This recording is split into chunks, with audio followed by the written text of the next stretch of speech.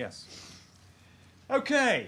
Look, what we're going to present to you, and I hope we can keep it to 30 minutes or so, is we're reporting on work that we've commissioned here at ODI, and to a certain extent with work that's been done by other groups working on a similar issue. And basically, the research questions that we're looking at in the food price spike issues here is we're looking at those responses taken at country level by governments, NGOs and civil society to cope with the challenges posed by the food price spike. So the kinds of questions we've got here is what measures were done and how were they meant to work? What was actually done there? What was the experience of implementing these? Were they feasible? Was it possible to roll them out? What was their cost? Were they done on time? Did they have the capacity to reach their targets? And above all, the big question, how effective have those been in terms of their economic impacts on prices, incomes, production, distribution, and so on, and their social effects on the intended beneficiaries?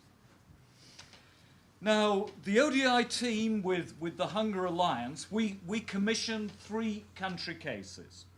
And those country cases are Bangladesh in Asia, Sierra Leone in West Africa, and Nicaragua in Central America.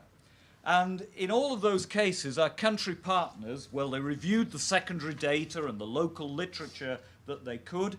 They interviewed key informants in charge of designing and implementing the various programs and measures which have been taken in the different cases. And they convened focus groups of citizens in various degrees of urban areas, both capital cities, secondary cities, as well as rural areas, to get the view from the field of what people had seen of government and NGO responses and what they've been doing themselves in terms of their own coping.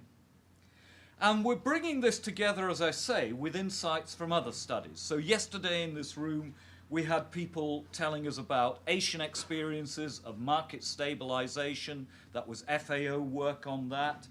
FAO work and work from the Netherlands, from the LIE Institute, which is amalgamated with or part of Wageningen, on East and Southern African experiences. Andean stories, which have been collated by people from the Inter-American Development Bank. And some of the more qualitative insights, which have been carried out by colleagues at IDS, the Institute of Development Studies down at Sussex, drawing on a lot of focus group interviews that they've been doing in Bangladesh, Indonesia, Jamaica, Kenya, and Zambia. That's a particularly interesting piece of work because it's about to be repeated. They did it about a year ago, and they're going to do it in February. And so for once, we're going to have some kind of longitudinal story about how people are getting on in facing the various crises. Now, we talk about a food price spike here. This is what it means for the 3 countries that we're talking about here. So this is the case of Bangladesh. Now, one of our problems here is disentangling the effects of changes in world prices with more localized effects. So Bangladesh in the year 2007, leading into the food price spike, ran into 2 severe cases of flooding, plus Cyclone Sidir towards the end of 2007. That shows you what happened to rice prices in Bangladesh, a very severe spike going up through late 2007 into early 2008. It's partly what was a reflection of world market things, but it's partly a reflection of internal factors within Bangladesh. Bangladesh, of course, is also very heavily affected by the Indian rice export restrictions and bans. October 2007, India starts setting minimum prices for exporting non-basmati rice and effectively bans exports. And Bangladesh, of course, India was their overwhelming provider of whatever deficit there was on Bangladeshi supplies of rice. In Nicaragua, once again, it's not just a story about world rice prices, but Those are important for imports of rice into Nicaragua, but Nicaragua is also hit by a hurricane towards the end of 2007, Hurricane Felix. Those things there, by the way, the red line is the interesting one to us. That shows the price index for foods, and as you can see in the case of Nicaragua, it's an extraordinarily sharp spike on that. It's going from an index level of about 50 to well over 150. Sierra Leone is probably the purest case of price transmission. Sierra Leone is a country where rice is overwhelmingly the dominant staple, very unusual in Africa in that respect, but 30% of Sierra Leone's rice is imported. Sierra Leone, of course, is recovering from a very serious episode of conflict, and that's one of the reasons that it's 30% dependent on imports. And that's what's happened to the rice price in Sierra Leone over the period of the world food price spike. The red line is what happened to the price of imported rice. The blue line is the price of the local rice. Interestingly, in this case, the local rice price is higher because it carries a preference premium. People prefer the local rice to the imported rice. Now let's just remind ourselves of what we know about responses. FAO have been very active in logging the different kinds of responses that have been seen across the world. They have a database of 100 countries, and this is the kind of thing that you can extract from their database. And what that basically tells us is that out of 100 or so countries, most countries have had measures to increase their agricultural production.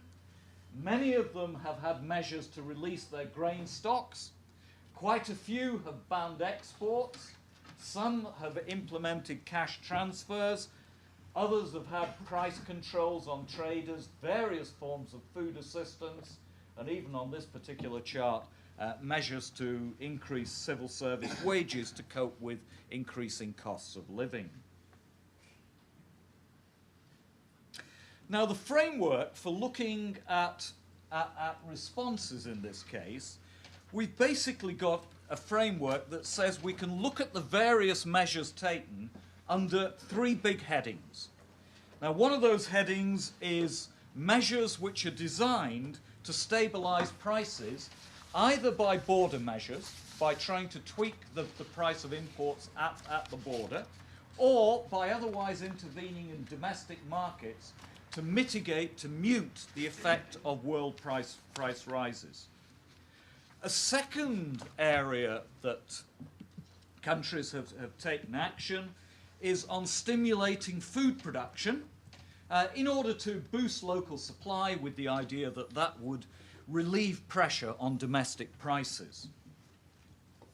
And the third big area on which there's been public action is in the broad area of social protection, aiming to mitigate the effects of whatever price rises feed through onto the domestic market, to mitigate the hardship for those groups that are likely to be particularly vulnerable to rising food prices.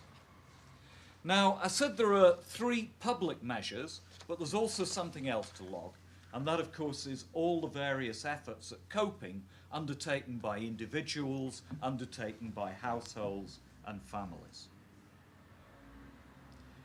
Now, Jonathan is going to talk to us about the experience, Jonathan Coulter is going to talk to us about the experience of the measures at trade and markets to mitigate the transfer of the rise in world prices.